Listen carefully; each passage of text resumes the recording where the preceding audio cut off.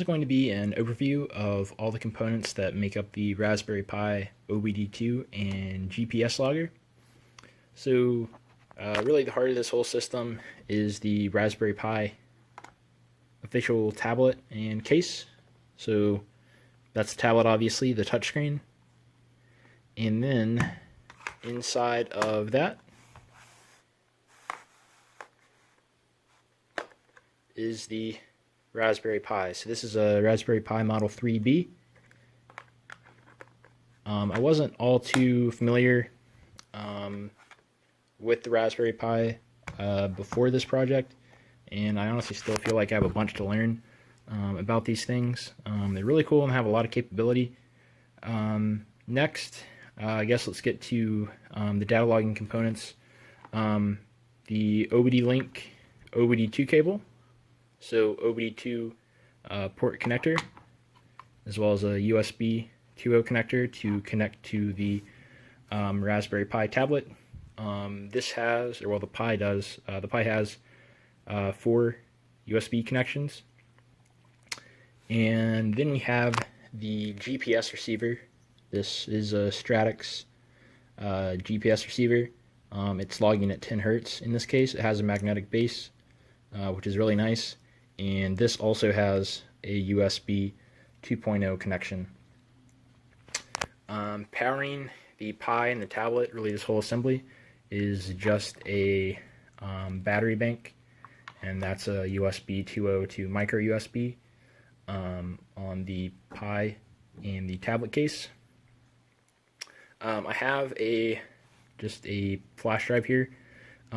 This really only gets used after you've taken several data logs and you actually want to pull that data off the Pi and then put it on a laptop or a computer and view it in a Datalogger viewer or software like that. And last here I have just a Bluetooth keyboard. So this will Bluetooth to the Pi and just function as a keyboard, obviously. This was $10, picked this up used, and it's worked really well. But these are all the components that were actually used to capture the data that you'll see later in this video. All in all, they worked really well. I was trying to keep everything as compact as possible, just because when you have everything plugged up and it's just sitting in the passenger seat, you don't really want a setup that's really, I guess, larger, more complicated than it needs to be, or has more, like cables or connections than it needs to. I'm used to having like a laptop, in the passenger seat, data logging, and it's always a hassle. So just keeping this whole, assembly as small as I could was really my main goal, and it worked great for what it had to do. I'm really happy with it. I'm honestly glad that I went with the actual, the bigger touchscreen. There were like some 3.5-inch displays out there, which I was contemplating, but I realized that I would end up editing a lot of code on the Pi. So I went ahead and got a screen so I'd be able to see code while I was editing in the car, which I'm really glad I ended up going with a bigger screen. Honestly, depending on what you want to do with this, you may or may not need a larger screen. The only reason I really had to edit any code was to add additional PIDs to be datalogged over OBD2. So if you don't want to do that, you could get by with one of the smaller 3.5-inch displays. It's just going to be a pain when you go to install all the proper software onto the Pi, and then if you have to troubleshoot, it's difficult staring at the smaller displays. So glad I went with the bigger display. Battery pack, that ended up working really well. I don't know what milliamp hour that is. You could probably reference just by the size of it. But using just battery packs, I'd have probably an hour of battery life, something like that, with a display on and running. But this setup worked really well all in all, and this is what we used to capture the data that you'll see later in this video. While I'm here, I thought I'd show what I normally use for OBD2 data logging, and that's an HP Tuner's MPVI. I've tuned the car that you'll see later in the video, still just minor tweaks. I wish I would have gotten some chances to do some more test and tune at the track, but that didn't happen, unfortunately. This is what I normally use to datalog, Fords primarily, but this has access to far more PIDs and even DMRs, which are like PIDs, but they're actually variables, or I guess memory items that have been pulled out of RAM, so you can see them real time. And you really need access to DMRs on more sophisticated ECUs, especially late model Ford. You kind of have to have this, support. Originally, the capabilities of this were very similar to that. I could only log a few PIDs, but then HP Tuners added more support for more PIDs as time went along, and now I can see probably 5 times as many PIDs as I can on this guy, and they're actually valuable. Just the more complicated the ECU, the more good data you need to tune it. And this is really just a line lump, so it has, I'm not too familiar with that connection, I guess a VGA, and then a serial USB, and it has an accompanying cable like that plugs up to my laptop, and I use VCM Scanner to view data from there. But I thought I'd just show that and all its accompanying components, which are just a OBD2 cable and a serial USB cable. And then I also have a Bluetooth OBD2 dongle. I got this for like $15 a few years ago, and I use it in conjunction with the Torque app on my smartphone. This also has pretty limited PID support, but it's really great for just like keeping it in your glove box. You can clear codes and check codes, but that's it as far as the components that make up the Datalogger. Now I'm going to show the process for actually taking a datalog with this setup. So first things first, I have the OBD2 cable plugged up down here to the OBD2 port, and that is plugged into the back of the Pi. Next, I have the OBD2 receiver, and that's mounted to the rear view mirror via the magnet on the back, plugged up to the Raspberry Pi. I have the keyboard here connected as well, and then I have the battery pack there in the background. So I'm pretty much ready to go here, sitting on the home screen. First things first, I'm going to go to terminal, and I got to type in a couple lines of code. So first thing I'm going to do is cd space pi obd dash pi, and this is going to go to the pi directory, and once we're inside there, we can actually run the data logging program. The next line of code is going to be python space. In this case, I've actually changed the name of the file because I've edited it. It's just lol.py, something a little bit quicker to enter when you're about to take a log. And at this point, this is pretty much where I stop before I take a data log. At this point, all you need to do is just simply hit enter, and the Pi will connect to the car. It will start the GPS logger, and it will data log until you execute a keyboard interrupt by hitting Control-C a couple times on the keyboard. But let me go ahead and show this thing in action. So I'll go ahead and turn the car on.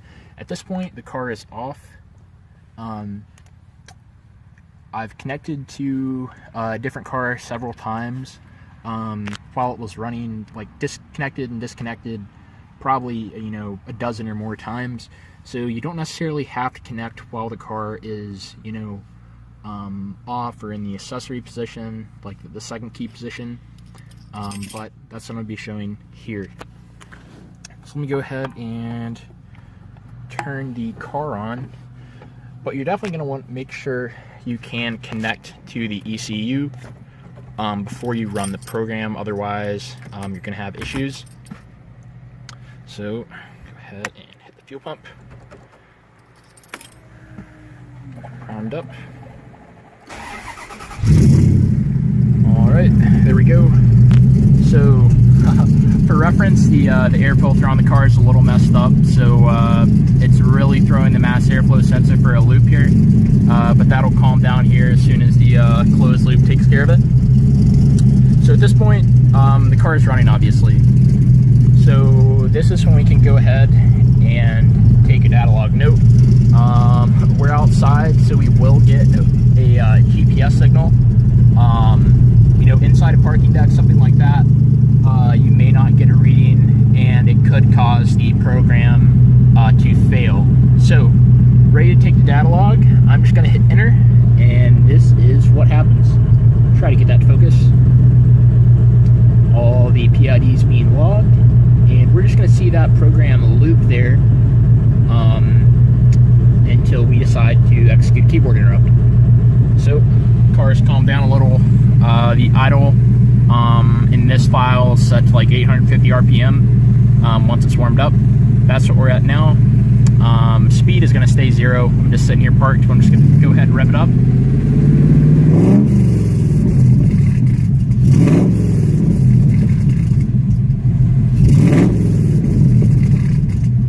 So that should be 3 or 4 good blips here for us to take a look at. So keyboard interrupt, Control C a couple times till you see the program stop looping. And now I'm going to go to the log folder. So that is inside of Pi OBD Pi. I'm using this touchscreen with my left hand here. It's not really working, is it?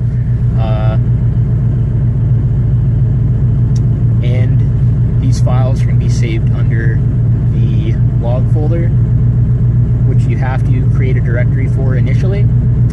And there is our log, and you can see the naming convention inside of the whatever program you run. In this case, it was lol.py. Will dictate what each new log is named. But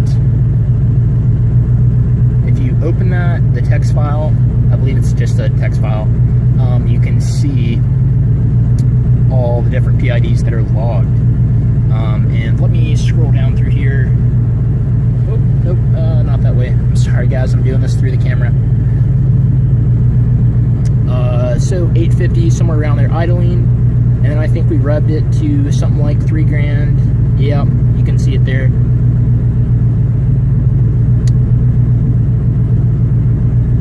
Yep, up and down a few times. But this is just what I would do just to verify that a log was good, and that I captured all the data I wanted to. So I'm going to go ahead and close out of that, and with a flash drive you can pull that file and look at it in a data logging software like Megalog Viewer, and it can actually interpret these text files as is. I tried to convert this to a CSV and open it in HP Tuner's VCM Scanner. Like you mentioned before, that didn't work. If you know how to designate headers in Microsoft Excel, you can also open these files in Excel. But just load them on a flash drive, take them to a computer, and look at the data there. One last quick note, this program as it stands, if you did try to run it again, it would throw an error, and I did my best to resolve that in the code. Unfortunately, I just don't know Raspberry Pi well enough at this point. So for me to take another Datalog, I'll actually have to go through and reboot the Pi.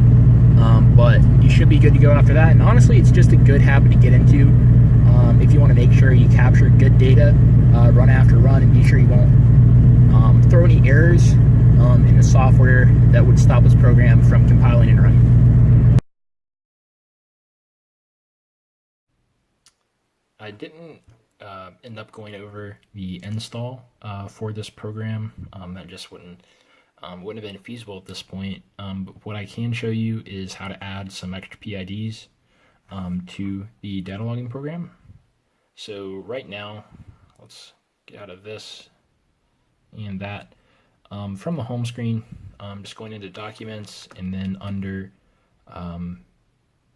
the Pi OBD Pi directory, you're going to find the files that your logging program actually uses. So in my case, you saw me run that lol.py, but originally what this program started out as was the obd log file, and that obd log file is what you run, and then the obd log file references the sensor file to actually request the different PIDs from the PCM. This is what defines all the different PIDs to request. So you can open both of these on the Raspberry Pi just by clicking them.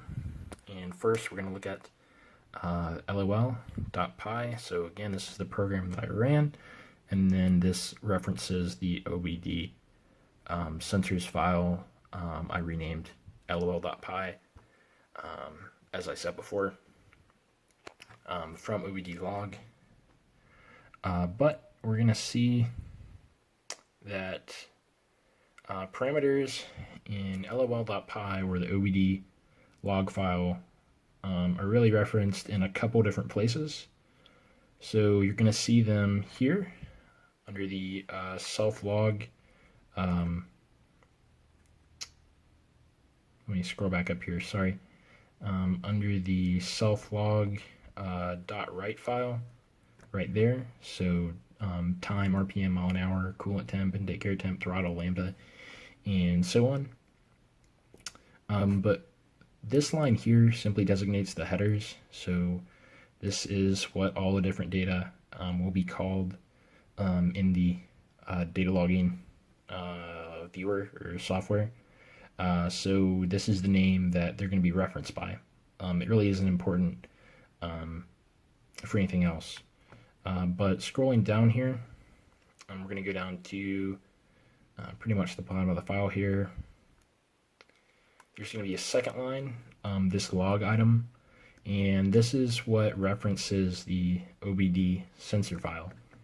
So the order of this line and the order of the line I just showed you, the line above, the order that the PIDs are in have to match. Otherwise, this RPM channel is going to be designated under the header speed or some other parameter that it's mismatched with. So the order of these have to match the order of the parameters that I showed you up there. They have to match the names of the headers.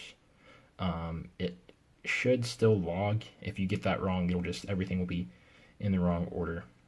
But what I'm going to do here is pick out a parameter, let's say engine coolant temp, which is designated ECT here, and you do have to be specific with the formatting here. You have to be really specific.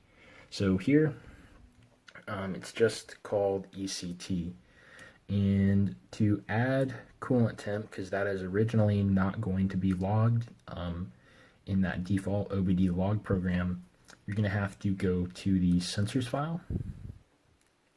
So in the sensors file, let me go ahead and scroll up and down here.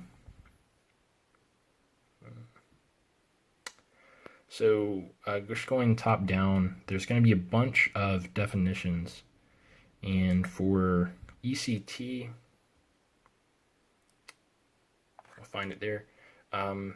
There are 4 lines of code. In most cases, there are 3 lines of code in this part of the program to add a parameter. So we had the header listed over here, then we had the actual official name of the PID we wanted listed over here as well in that second line of code we talked about. And then here we have ECT reference, so the exact same format as it was in the lol.py, the lower portion of that program.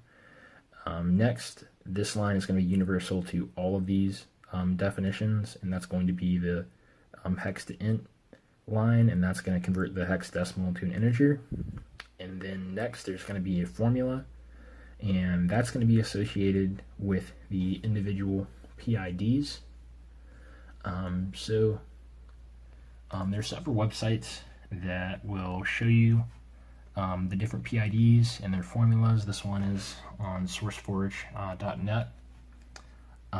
But let's find engine coolant temp. So this one will be towards the top, and you can see there engine coolant temp, and the formula that is associated with it is that A minus 40. And in this case, that A, or the variable, is going to be associated just with that code. And then C, it's set to C equals code. That could, C could be anything, but code minus 40, and it matches the function or the formula header there.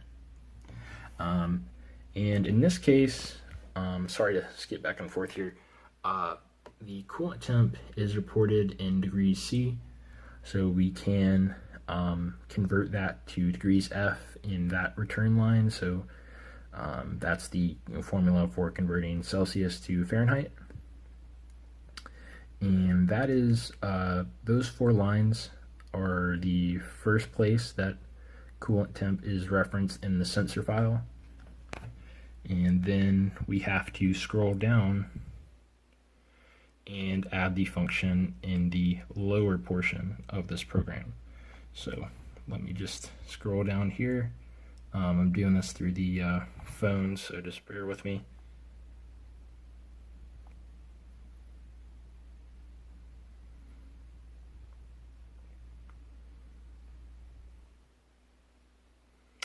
You're going to see that ECT, where do I have it up here? It's referenced again as ECT, so the exact same format as the definition, the exact same format referenced in the lower portion of lol.py. And then we're going to have the description, so coolant temp. If you notice, immediately before the lol.py program started looping, it showed that coolant temp was being logged. That's the description. That can be anything. And then you're going to see 0105. So that is specific to this PID. And what that 0105 is it is the mode and the hex value for the coolant temp parameter. So mode 01 and then the hex 05. So we just put in 0105, and then we reference that ECT once again, and then we're going to state a unit. And as far as I know, the unit value there, that can be anything. It isn't really used anywhere else. I don't even believe I saw it in a CSV version of the exported Datalogs. But that's the process for adding a PID. So again, just recapping this, go up here. First, you're going to add the header for ECT. You're going to scroll down to the log item line, and you're going to add ECT.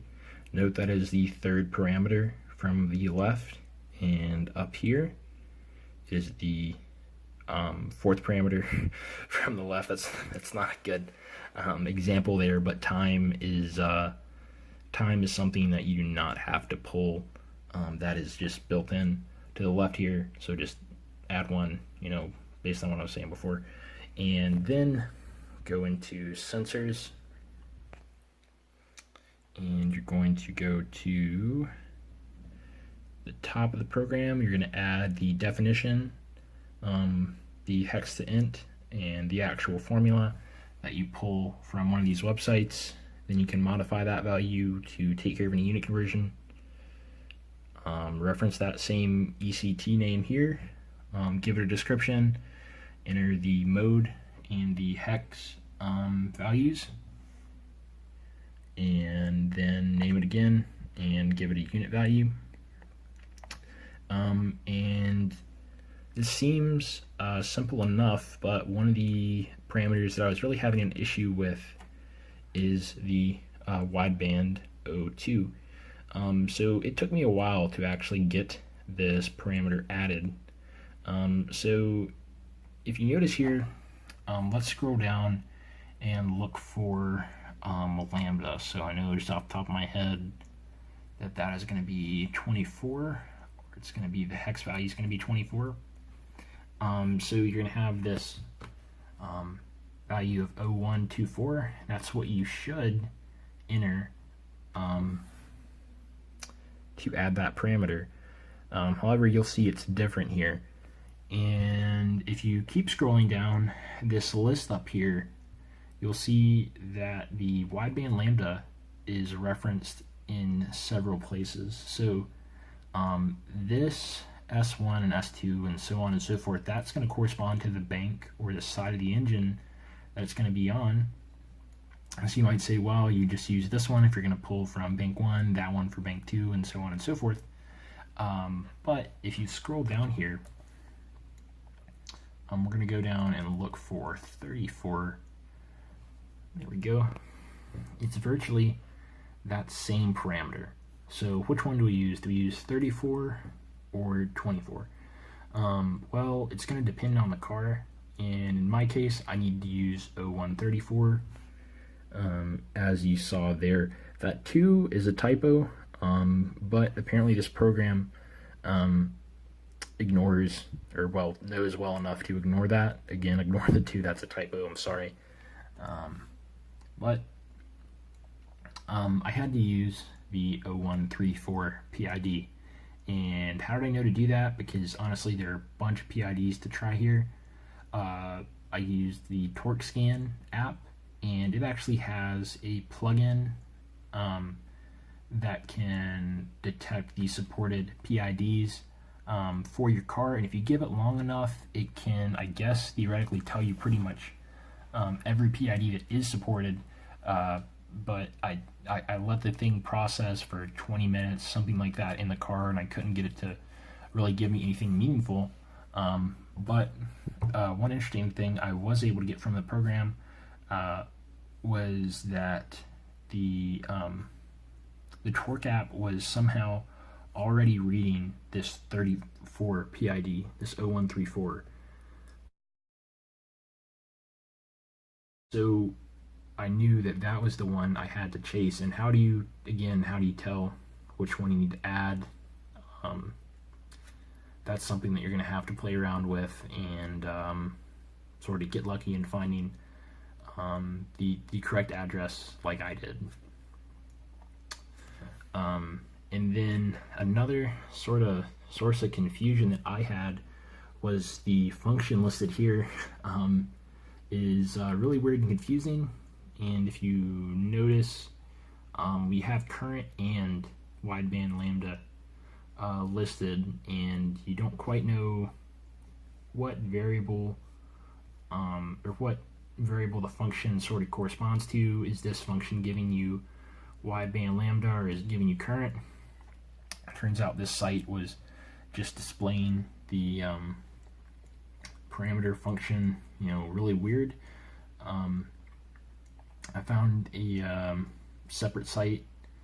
This is actually a PDF from a college I found online.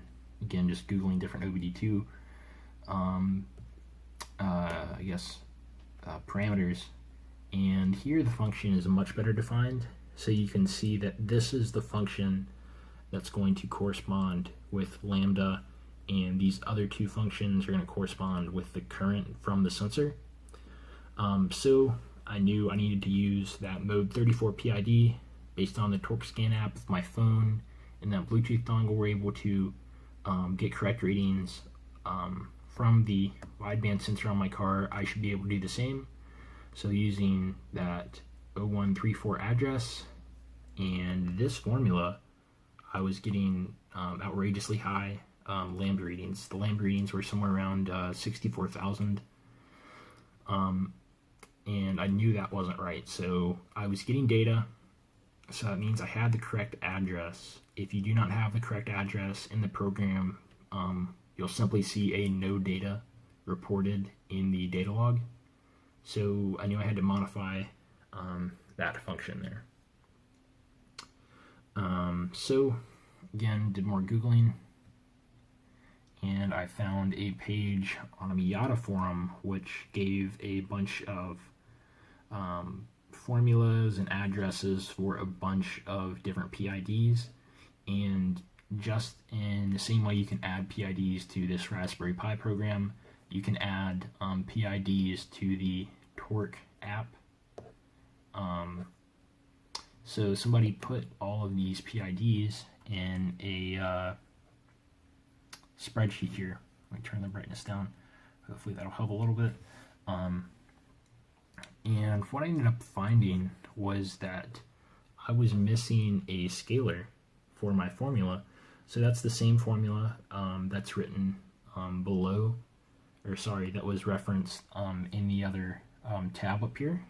And if you do the math, you'll find that the 2 over 65,000, what is that? 65,536. So you're going to see the 2 over 65,536 is this value here. And then there's another scalar which was not present before. So I simply took that formula for wideband lambda with the correct address, that 0134,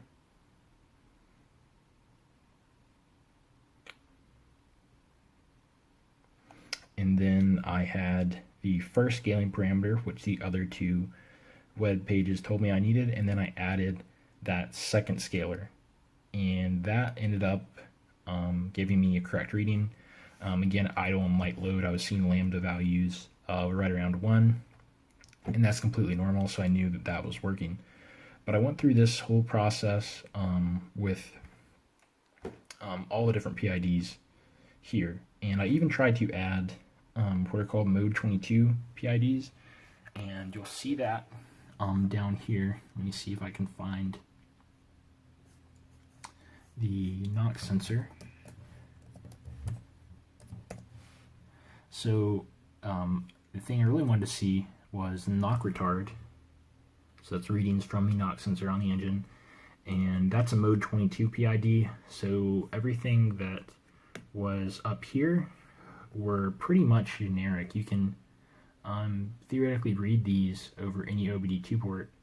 Then there are the mode 22 PIDs, which are manufacturer specific, and I ended up trying to request again it'd be 022 1746, and I would end up scaling it by that value, and unfortunately I did not get an accurate reading. So this is in reference to a Mazda Forum, so Mazda MX-5, and that could very well vary, you know, being that this is a Ford. I was reading some sort of correct address. I did not get a no data returned. I did get a number. It was just 35,000 instead of the 0 or -1 or -2, something in that range. So really, if you want to log some of these more advanced parameters, you have to have access to manufacturer specific PIDs, and you think that that sort of data would be out there in public, but it's really not. And I'm going to sort of get into the differences between these generic parameters up here and the mode 22 knock sensor PID seen here, and even DMRs, which are more advanced and more specific than that. But I'll get into that a little bit later here in the video.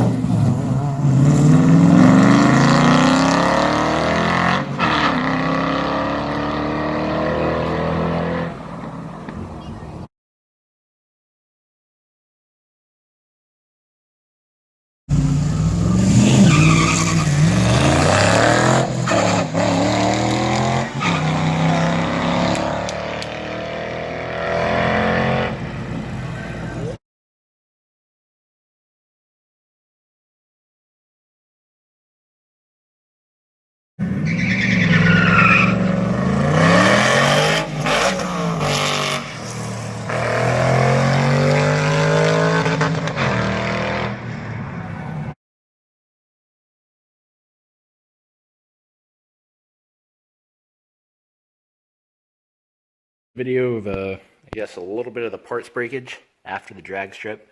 So we actually had the air filter, I guess, fail. I'm presuming it was just dry rotted. It's also pretty close to a front end brace here, and I'm assuming the motor probably torqued over a little bit going down the drag strip, and that might have, you know, put some more stress on it. So this does make a lot of sense. As you can see, the mass airflow sensor right there. This computer does all the airflow, or I guess the mass airflow calculations off the mass airflow sensor. It is not speed density. It has somewhat of a backup speed density equation built into the ECU, but it's pretty low level. Apologize for the filth here. Also, I don't know how clear that is, but hopefully you'll be able to tell the gas pedal is torqued off to the left there. So it didn't really feel too comfortable driving the car after that. But back on the mass airflow sensor, the car was kind of going down to the staging lanes. The car was idling funny, and it wouldn't come back to idle like it normally does. This tune-up is just absolutely perfect, pretty much out of the box from Ford. I've made some changes to account for the fact that the car only sees no ethanol gas or pure gas. So the tune-up's just absolutely perfect, and the car not coming back down to idle smoothly was definitely a clue that something was up. And after we broke the gas pedal, popped the hood just to check everything out, and we found that. For reference, Ford Racing control pack ECU mounted there.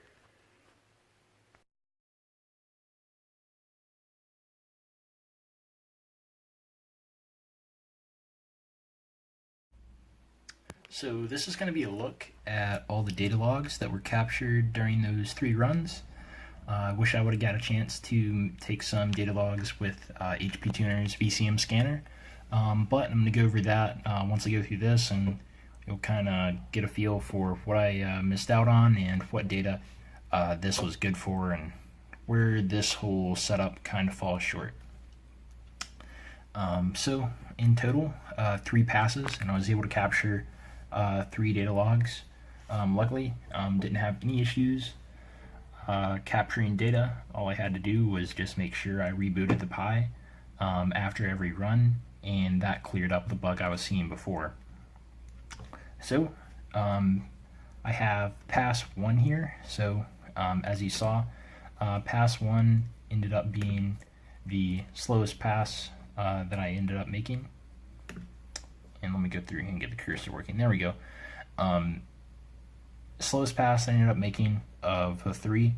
I wasn't really sure how the car was going to hook up in first gear. It was pretty much a guarantee that it wouldn't hook up at all. So this run was really just a shakedown. I knew the car would handle 2nd and 3rd gear pretty well. So I was really able to run it hard in 2nd and 3rd, and that's what you're going to see in this pass.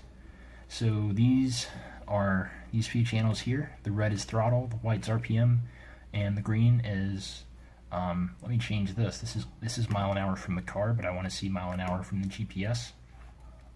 The green is mile an hour from the GPS.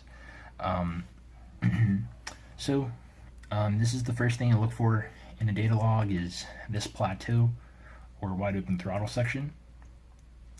And as I was saying, left really easy with the car. And first I shifted at, looks like 3,000 RPM down there. Again, going really easy on the car. Then once I was in 2nd, I was able to wind the car out. Sorry, let's get rid of that. I was able to wind the car out in 2nd and 3rd gear, and one interesting thing that I was able to notice here was that the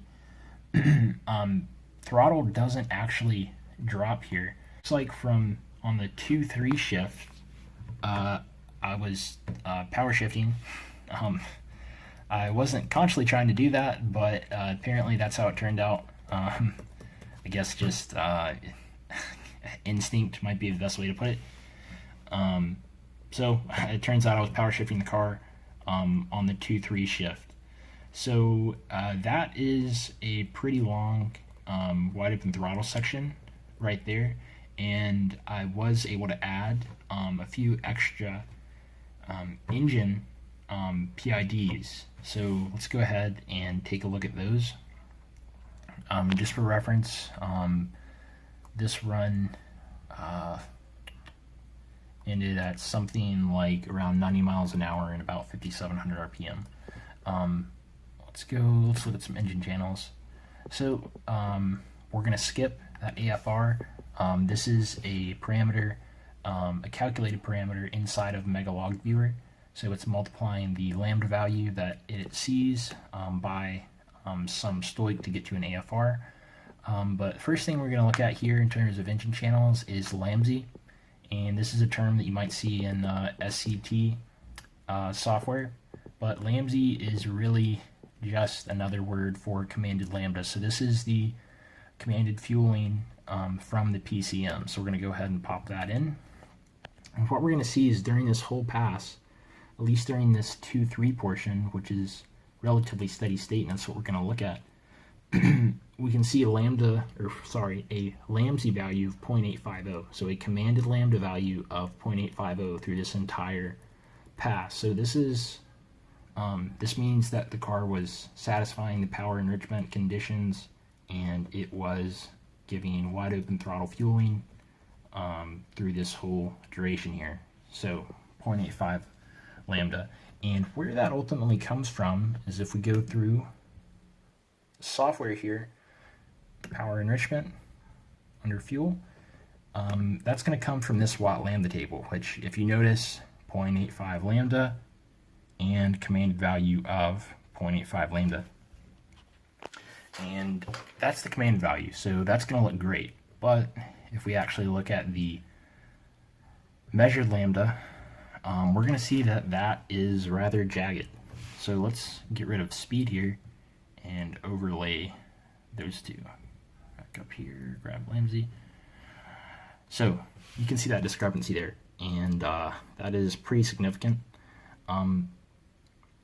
So the car starts to transition to power enrichment or wide open throttle fueling, optimum power, whatever you want to call it, mode right here as soon as the throttle angle peaks, and it struggles to get down there quick enough, but it eventually does get down to something close to 0.85 lambda, and then on this shift sort of goes up some closer to 0.90, and then once we're in the throttle a little longer, it settles back down. So this could be due to a few different I guess factors. One just being that the mass airflow transfer function, which this car has an aftermarket intake, it's very close to the size of the stock mass airflow housing, so that shouldn't be an issue. Everywhere else there is accurate fueling. So what I suspect here, after the later runs we found the broken air filter, and if the mass airflow reading is negatively affected, it will show up in your fueling because the car calculates the fueling needs to deliver based on the mass airflow it sees. So this lean, I guess, trend through here could be due to that, or it could just be a poor representation of what was going on just due to the low pulling rate. Because we honestly have very few samples to look at. From this wide open throttle portion, start to finish, we go from 47 to 57. So that was 10 samples for a majority of the runs. So that's really all we have to look at. This discrepancy in fueling could also be due to an issue with fuel pressure. The car had a full tank, so any issue that you see there would just be due to something is undersized or plumbed incorrectly in the system, or the The fuel pump is not able to keep up something like that. But fuel pressure wasn't really logged here, so we can't say. Next, I want to look at ignition timing. So that was something else that we added here. And this, we see in second gear a peak of roughly 19 degrees, and at the end of third, a peak of roughly 17 degrees. So given a fourth pass to verify these conditions with my HP tuners logger, and then a fifth pass to test the tune change, we could have increased this more than likely something to the effect of like 24 to 26 degrees of timing peak. Again, if we would have been logging with HP tuners, we could have seen the knock sensor, and we could have been able to make a judgment as to whether or not the engine was knocking and whether it would accept more ignition timing. But this is relatively low ignition timing, perhaps due to the wonky lambda values that we saw. But that's run one.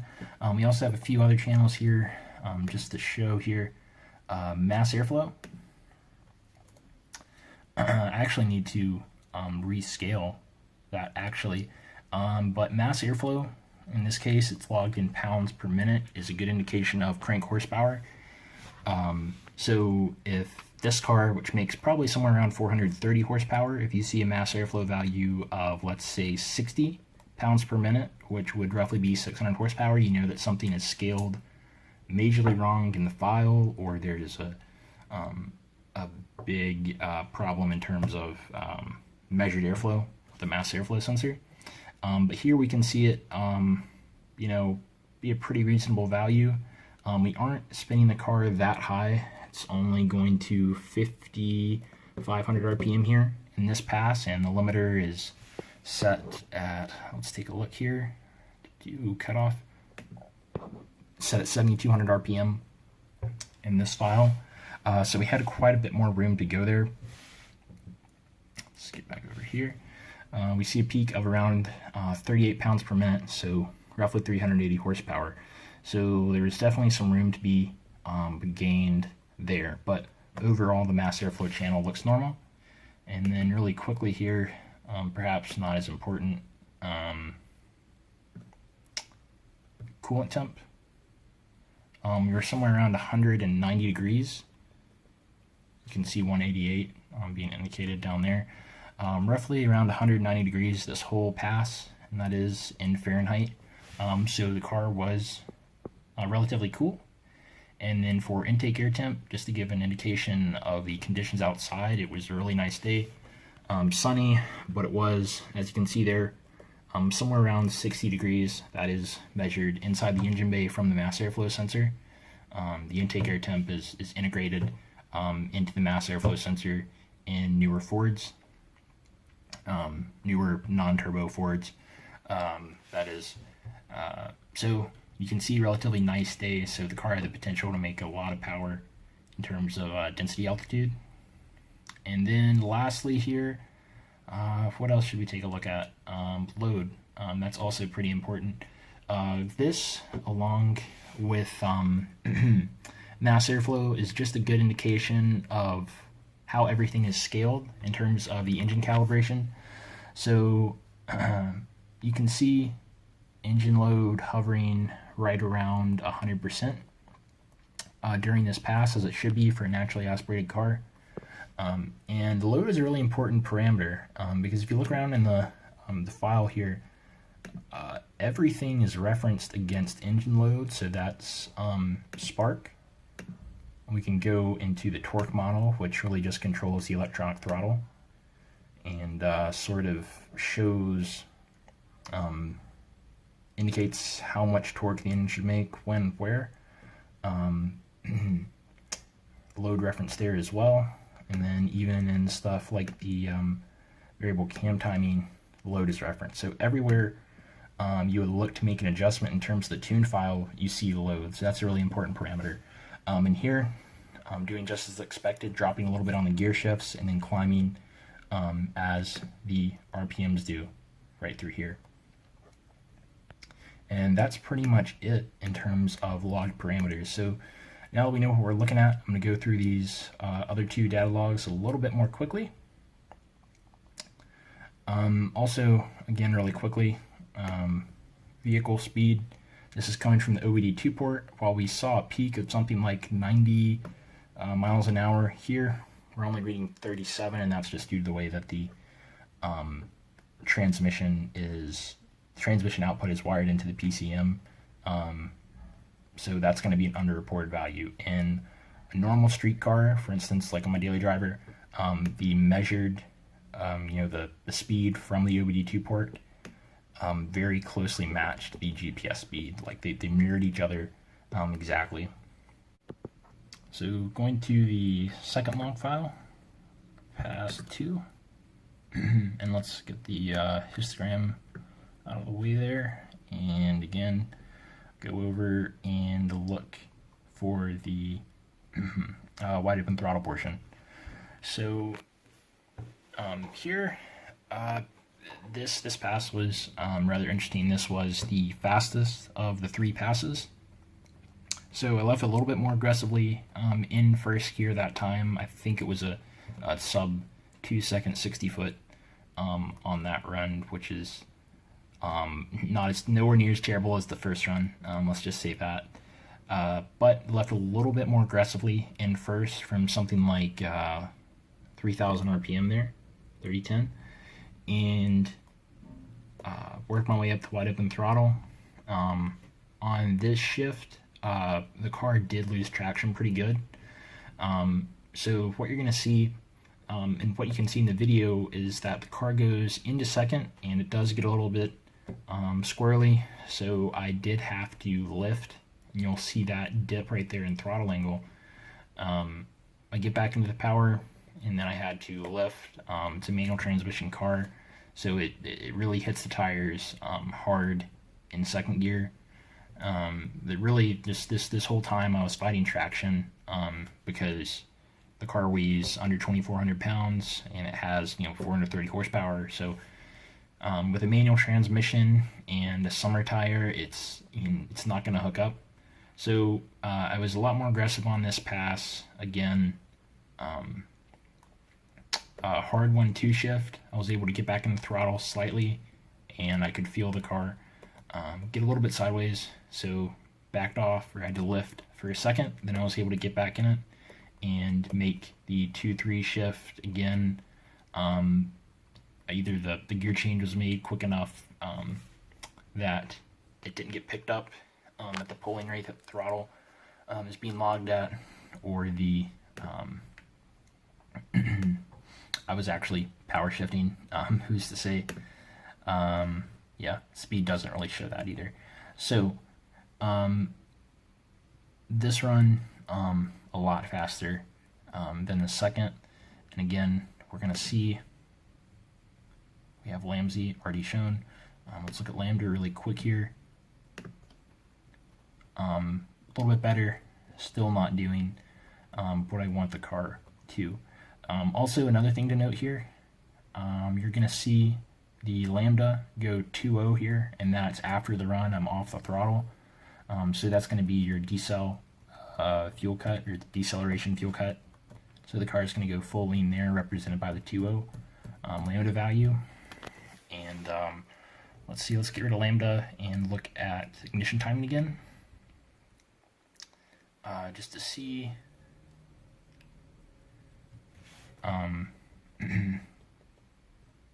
Something, like 19 degrees peak. And that's going to be, again, lower based on the leaner Lambda value. The car is going to pull a little bit of spark.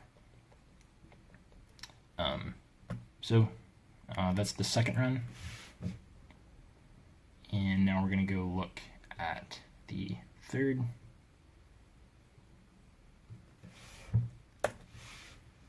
Again, get rid of the histogram here. So this run, definitely not as smooth. This was the second fastest run.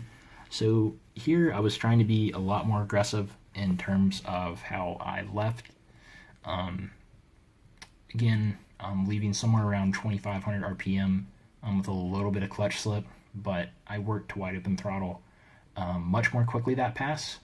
And at this point, I hadn't checked the data logs, but I knew that I was short shifting. I was just sort of, listening to the car and shifting, what I thought was relatively high. But as you saw before, I never really got above 5,500 RPM. So I had something like another 2,000 RPM to go. So on this pass, I knew the second pass was pretty good, and I wanted to do better on this one. So I really tried to rev the car out, and you can see right here, 71.36. I actually bumped the limiter this run, so I was targeting a little bit higher shift point, but that didn't really work out for me. So a little bit too aggressive on this pass. As I was saying before, quick transition to wide open throttle, and I actually missed second gear at this point, so you'll see the RPM shoot up really high. Not quite at the limiter, the car didn't bump it in this case, but what will happen is I was able to get back in the throttle for just a second actually, and when I did that, the car got really loose and almost crossed over the center line actually. So I really had to back out of the throttle, and you should be able to see that represented in the actual speed trace too. So in this case, I actually got out of the throttle for so long that you see that in the GPS speed, and when I miss second gear here, you'll see that dip too. So I really had to let out of the gas for what seemed like forever, and then I finally got back into it once the car straightened out, and trying to catch up to the other car, I hit the limiter there, and then I was in third gear for just a brief instant there. Again, the pulling rate here not being exceptionally high, a lot of that data is missed. I can't really zoom in any further than I am right now, and we can see the car going for that 0.850 lambda down here, and let's take a look again here and see how the car fueled.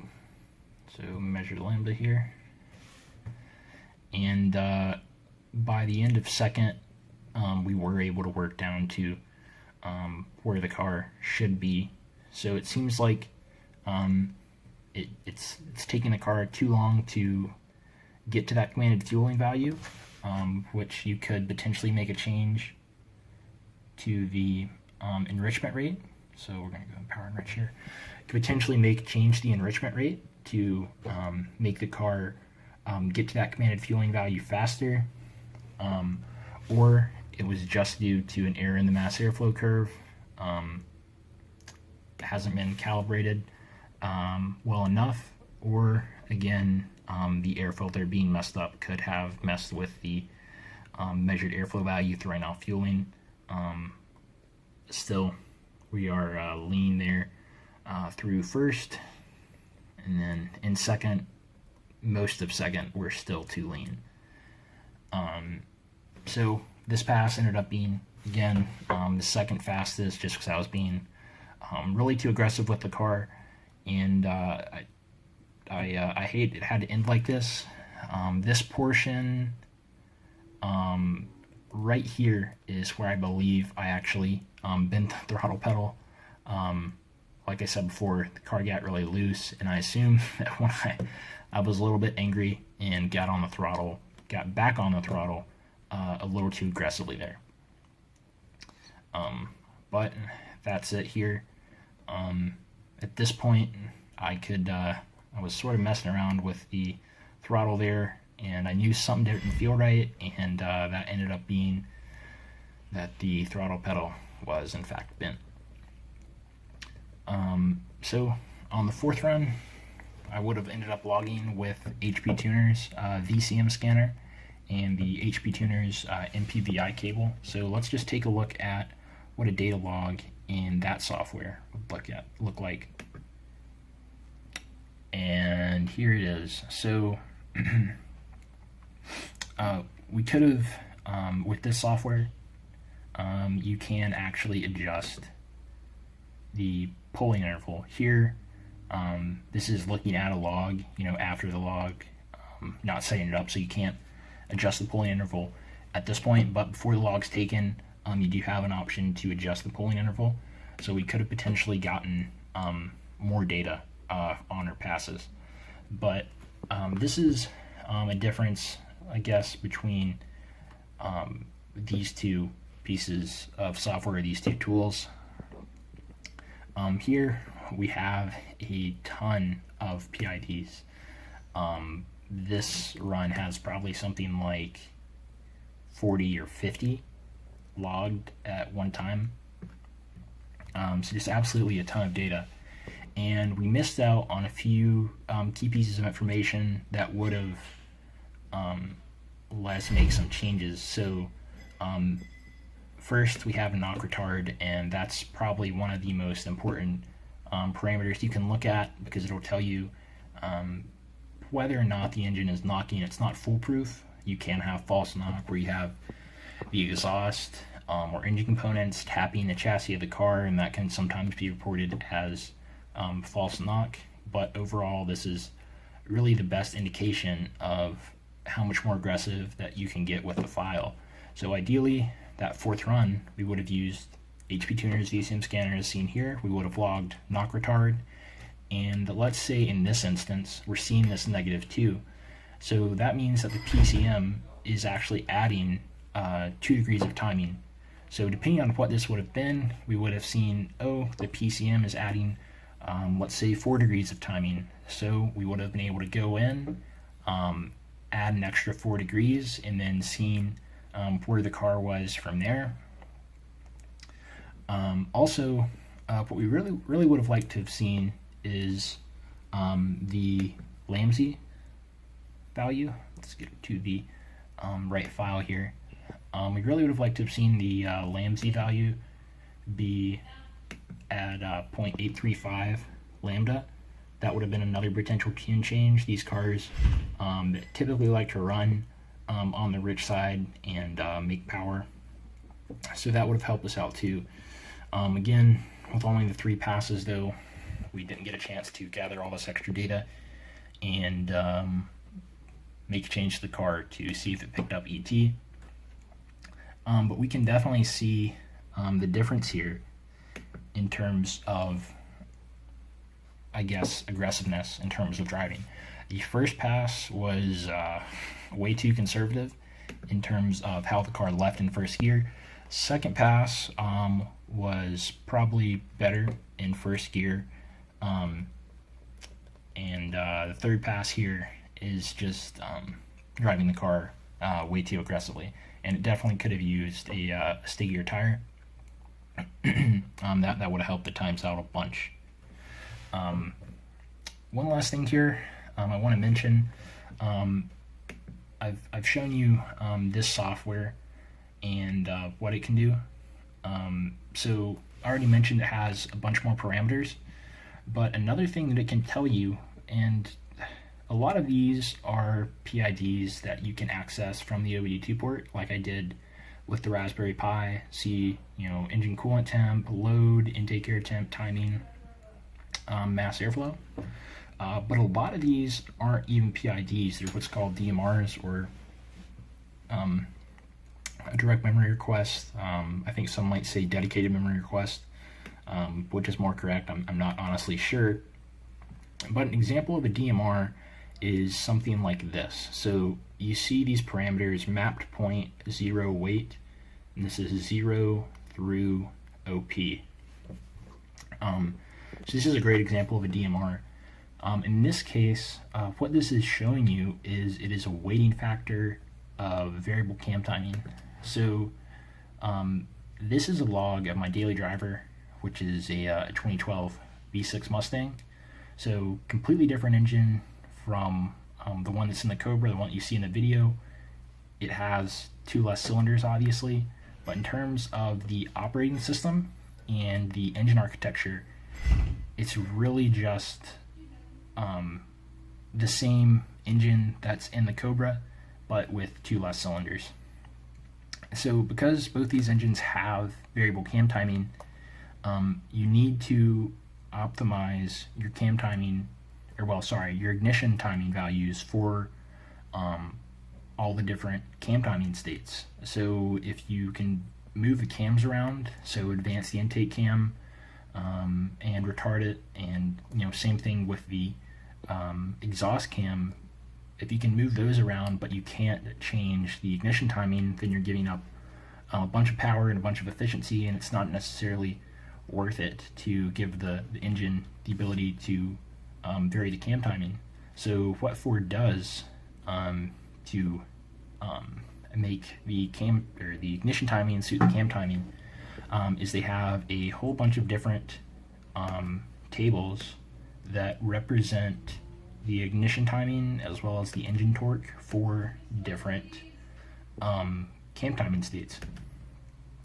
So map point 0 through OP, and what you do, if you go and reference the engine calibration, you can see in Spark definitely you'll have mapped point 0 through OP, or optimum power.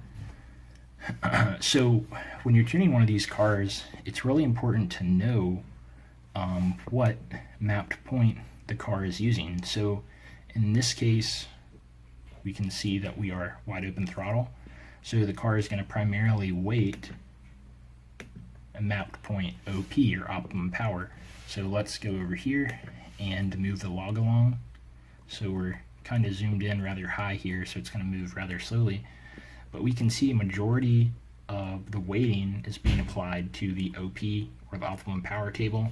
So that's where you would make your tune changes. And again, let's move over here past the gear change into another wide open throttle portion. As the RPMs climb, you can see map point OP increase. And these values will really move around a lot, but if you don't know what the weighting is of each of these factors, you don't know what table you have to make adjustments to. So you can't adjust spark, you can't adjust the torque model, you can't really adjust anything, particularly if the car is having issues. These DMR parameters really make all the difference in the world. So that's really just kind of showing the limitation that the Raspberry Pi has in terms of being a tuning tool. You cannot use it to see these really sort of weird, abstract parameters that you need to really tune a newer vehicle. So I really probably couldn't have made too many good adjustments just based off of the data that I saw in from the Raspberry Pi. Again, I'm going rather long here, but I want to go through a couple more of these. Spark source, it will tell you whether or not, for instance, the car is referencing borderline tables or the MBT tables. And again, that will move around too. So again, an indication of where to make your adjustments. It will let you know whether or not the car is getting into optimum power mode, so seeing the required fueling for wide open throttle, and then it will let you know where it is getting its torque values from. In this case, it's driver demand, or it is reading it right off the pedal.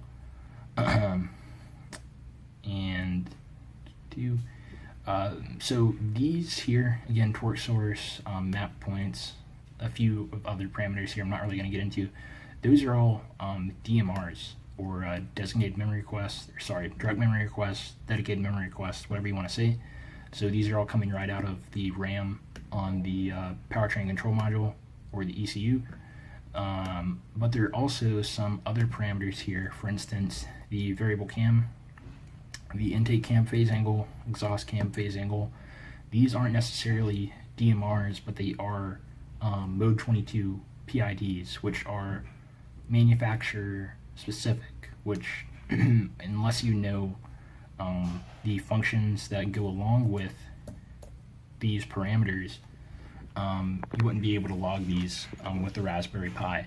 the data that you need to correctly request the PID from the PCM is not public like it is for, say, for instance, vehicle speed or RPM. So your normal PIDs, your more fancy PIDs, the Mode 22, which are manufacturer specific, and then you have the DMRs right here, which are not only manufacturer and model specific, but these are actually specific to the operating system that is on the PCM. So because DMRs are operating system specific, just because this logger works on a 2012 Mustang V6, it doesn't mean it works on a 2013 that is mechanically identical. So HP Tuners, the company that makes this hardware and software package, they have to add DMRs on a per OS basis, or per strategy basis. Strategies, the OS is often referred to as the strategy. So they have to add these DMRs on a per strategy basis. So it takes them a long time to actually get all the DMRs supported for the range of vehicles their software supports, because just because a model is mechanically identical, it doesn't necessarily mean that it is has the same operating system. The operating system could vary a bunch based on the model run. But that's it in terms of the Datalog review. Hopefully that gives you a good indication of what was seen in the videos, what this Raspberry Pi tool can do versus what a tuning tool, a dedicated tuning tool like HP Tuners can do.